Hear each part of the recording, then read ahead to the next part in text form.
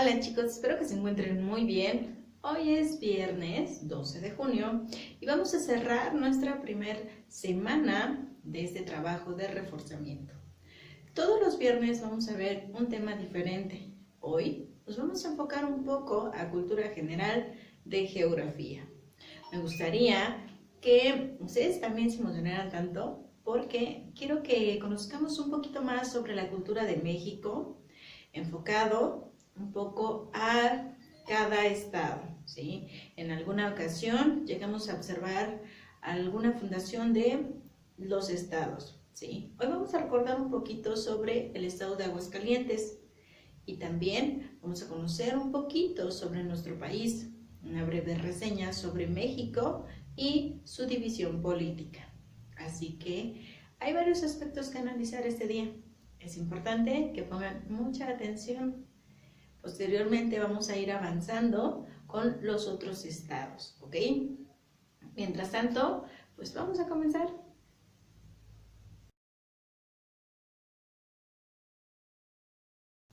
Bien, vamos a dar inicio. Nuestro primer punto será conocer un poco sobre el origen de nuestro país. Definitivamente, al hablar de él, es hablar de muchos años de historia. Sin embargo, hoy solamente nos vamos a enfocar a un pequeño punto, ¿sí? Es importante que pongan atención en la siguiente información. Cuentan las crónicas que allá por el año 1111 después de Cristo salió de Aztlán un grupo de pobladores en busca de la tierra que su dios Huitzilopochtli les había prometido, aunque en la actualidad no se sabe exactamente dónde estaba ese lugar. Algunos especialistas piensan que se encontraba en el actual estado de Nayarit.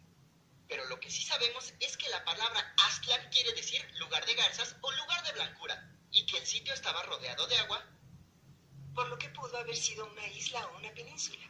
Sus pobladores buscaban un sitio en el que tuvieran mejores condiciones de vida, independencia y una tierra para ellos solos.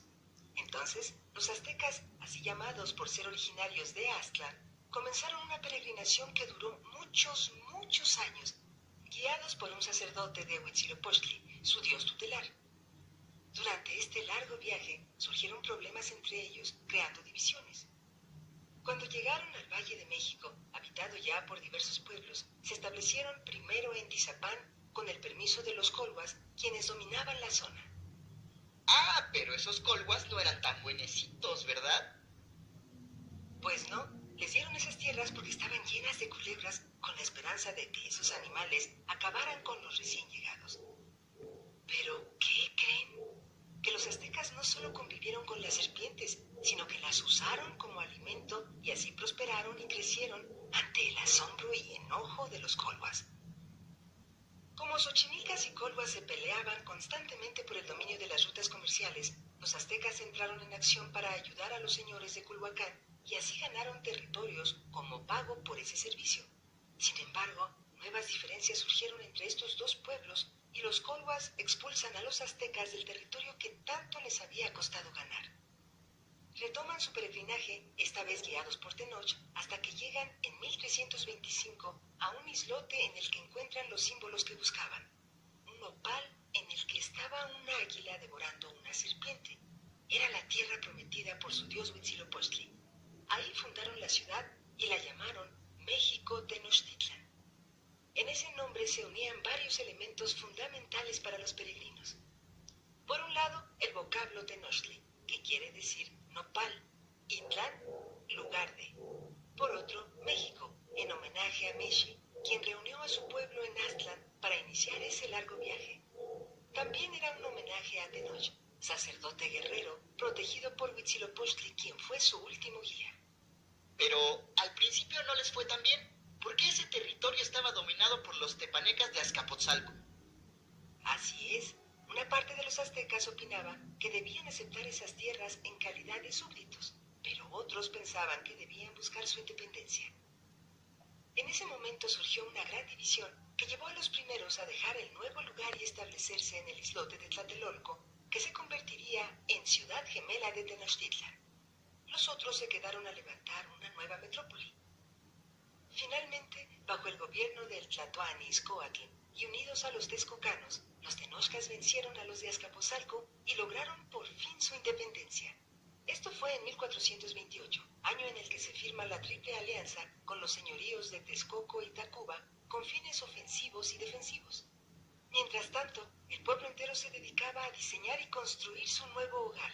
Calles, puentes, casas, palacios, templos y canales, en perfecta armonía y equilibrio. Los mejores arquitectos y lapidarios, tanto locales como traídos de fuera, se encargaron de edificar las joyas que asombrarían tiempo después a los conquistadores españoles. En esa época se llegaba al centro de la ciudad por medio de 3 calzadas, la de Tepeyac, que estaba al norte, la de Iztapalapa al sur y la de Tlacopan o Tacuba al oeste. Estas avenidas también servían como diques y eran los ejes principales a lo largo de los cuales la ciudad crecía.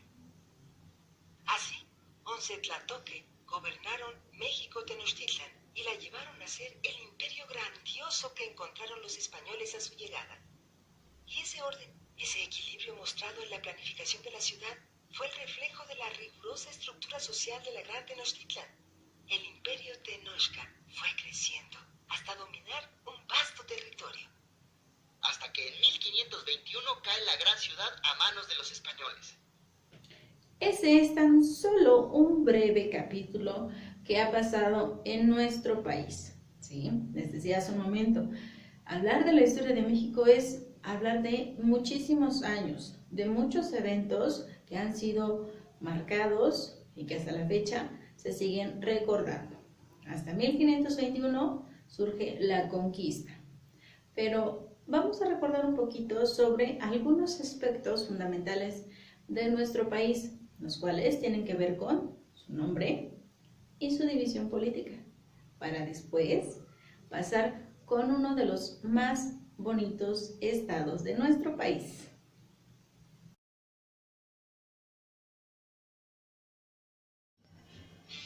Conozcamos un poco más sobre nuestro hermoso país. El nombre de México deriva de estas 3 palabras en náhuatl. Metzli, que significa luna, Xitli, que significa ombligo o centro, y Co, que significa lugar.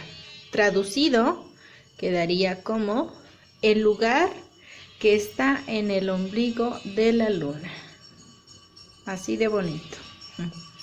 El nombre oficial de nuestro país es Estados Unidos Mexicanos, pero casi siempre se le llama solamente México. Está constituido por 32 entidades federativas, que son los estados. Cada estado tiene su respectiva capital y a su vez se dividen en municipios. En total, en todo el país, tiene 2.441 municipios. ¿Sí? Aquí lo tenemos. Es una breve descripción de la división política de nuestro país. Bueno, ya escucharon, son 32 entidades federativas las que constituyen a nuestro país. Hoy nos vamos a enfocar únicamente al estado de Aguascalientes. Vamos a conocer un poco sobre la fundación de este estado y algunos aspectos de cultura general también de este mismo estado.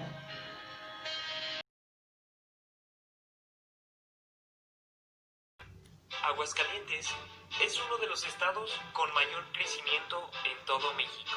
Su dinamismo, versatilidad y grandes facilidades lo han convertido en uno de los favoritos a nivel nacional e internacional. Hoy, en Main Watchers, veremos la historia de su fundación como estado, que es única en todo el país.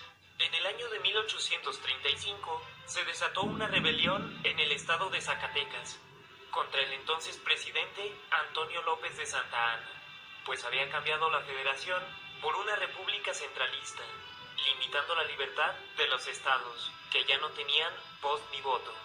Santa Anna marchó personalmente, junto con 3.000 hombres, hacia Zacatecas, que amenazaba con independizarse del país. En su camino, se detuvo en Aguascalientes, entonces territorio zacatecano.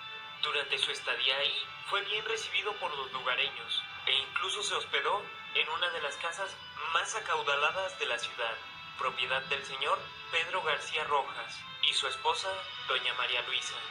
María Luisa, que como toda la población hidrocálida buscaba independizarse de Zacatecas y formar un estado nuevo, insistió una y otra vez a su esposo para que expusiera ante el presidente Santa Anna su situación y lograran su tan anhelada libertad. Pero el señor Pedro García era demasiado tímido y no tuvo el valor de hablar. La pareja ofreció una cena especial para Santa Anna, la cual fue amenizada por el hábil diálogo de María Luisa, quien condujo sabiamente la conversación hasta llegar a la situación de Aguascalientes. Según le explicó a Santa Anna, solo había una escuela en toda la ciudad y se encontraba en pésimo estado. La mejor fuente de trabajo, que era la tabacalera de Aguascalientes, había sido reubicada por el Estado a la capital de Zacatecas, quienes además habían retirado todo el personal de seguridad de Aguascalientes, recayendo este deber en algunos voluntarios pagados por los vecinos. Un sirviente interrumpió la conversación, pues el señor de la casa, Pedro García, era requerido por un visitante. Excusándose un momento, cerró la puerta tras él, ocasión que fue aprovechada por María Luisa para exponer su idea. Señor Santa Anna, usted puede hacer libre a Aguascalientes, solo basta que así lo quiera. Todos lo anhelamos y llegaríamos hasta el sacrificio por ello. Santa Anna, sorprendido por la mirada seductora de su interlocutora, solo pudo articular: ¿de verdad hasta el sacrificio? Hasta el sacrificio, contestó Luisa. La leyenda cuenta que Santa Anna, como caballero que era, le pidió un peso a cambio. Pedro García se incorporó a la cena poco después, la cual se desarrolló con normalidad. Santa Anna cumplió su palabra y al día siguiente otorgó la libertad al nuevo territorio de Aguascalientes, nombrando al señor Pedro García como su primer gobernador, aunque jurídicamente Aguascalientes se convirtió en estado hasta 1857. La relevancia de esta historia para el bello estado de Aguascalientes es tal que incluso se encuentra simbolizado en su escudo, con una cadena rota y unos labios. Algo importante de Aguascalientes es lo siguiente. Su capital es Aguascalientes. En 1835 surge una rebelión en el estado de Zacatecas, estando como presidente Antonio López de Santa Anna. Él buscó un lugar para refugiarse, llegando a la casa de Pedro García y su esposa María Luisa. Aquí se queda algunos días. Lo que pretendían ellos era buscar la independencia del estado de Aguascalientes. Sin embargo, Pedro, al ser muy tímido, su esposa tuvo que intervenir, dejando así una charla entre María Luisa y Antonio López de Santa Anna. Lo que ofreció a cambio de la independencia de Aguascalientes fue un sacrificio, pero lo único que pidió Santa Anna fue un beso, el cual se ve reflejado en el escudo del estado. Así se fue formando un estado independiente. Sin embargo, fue hasta 1857 que jurídicamente Aguascalientes quedó como un estado totalmente independiente de Zacatecas. Y es así como fue la fundación del estado de Aguascalientes. Bueno, ya escucharon, ¿sí? La historia sobre la fundación del estado de Aguascalientes pues es bastante peculiar. Estando en ese entonces, pues Antonio López de Santa Anna. Ese beso aún está representado en el escudo de Aguascalientes. Vamos a ver algunas imágenes que nos reflejan un poco sobre la cultura de este hermoso estado.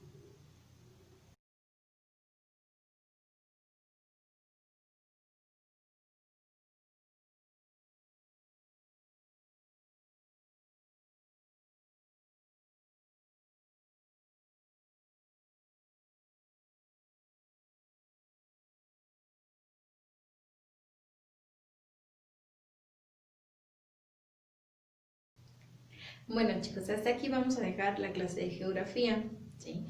Es muy importante conocer un poco sobre la historia de nuestro país y también de cada uno de estos estados. Así que en las siguientes clases vamos a estar analizando la historia de cada uno de los estados. a ver hasta dónde podemos abarcar. Yo los estaré esperando más tarde por medio de Zoom. Recuerden, los ejercicios que están en plataforma son para trabajar en la sesión de la tarde. Así que los espero. Mientras tanto, que tengan un excelente día. Pórtense bien. Bye.